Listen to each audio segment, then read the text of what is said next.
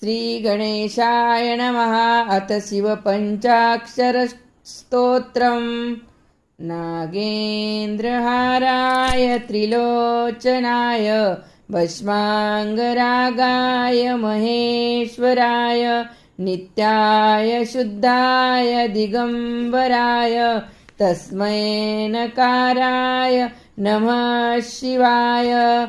मन्दाकिनी सलिलचन्दनचर्चिताय नन्दीश्वर प्रमथनाथ महेश्वराय मन्दारपुष्पबहुपुष्पसुपूजिताय तस्मै मकाराय नमः शिवाय।